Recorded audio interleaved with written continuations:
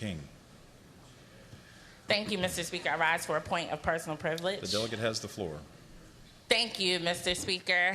You know, as we go into these final days of this conversation, it seems as though the other side of the aisle has decided that if you say something enough, that will somehow make it true.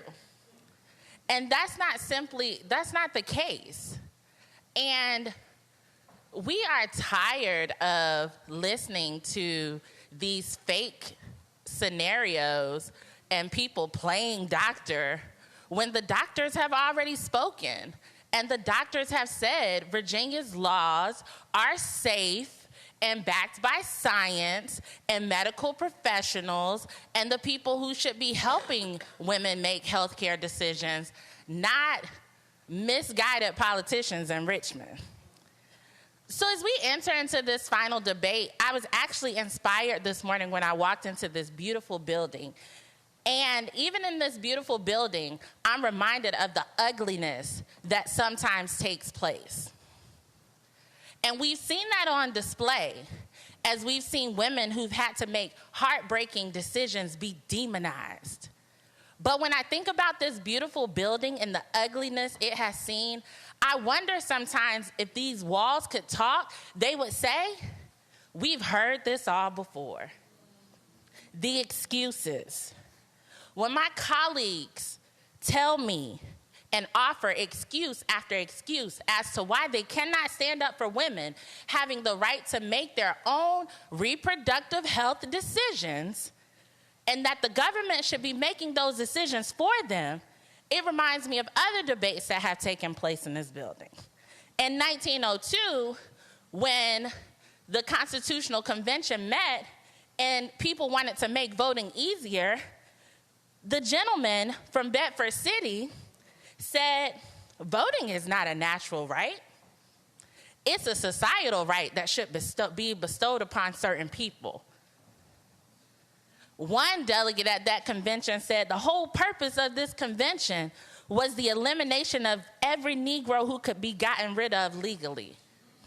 If these walls could talk, they have heard it all. Even the grandson of Thomas Jefferson, who served in these walls, who was, by the way, an insurrectionist himself, when he came forward in these walls with the proposal to end slavery, people voted against it, and they said it was too progressive. So, fast forward, you want to integrate schools? Not now. Wait a little while. If these walls could talk, they have heard every single excuse about how and when people should be empowered to help themselves and their families. So when you tell me, oh, let's wait, this is not the right time, or the delegate waited too late to file his resolution, I think about these walls and all the excuses they have heard before. So when you tell us we're going too far, it reminds me of all the times people have stood in this building and made decisions for everyone based on their own limited, narrow life experiences. So we just heard more excuses today. We heard people play doctor. We heard deceptive talking points that were designed just for your base, and I hope it makes a great video for social media. But will you once again offer the women of Virginia more excuses about why you cannot stand up for them and their families to make the health care decisions that they need to make? Because these walls have heard it all.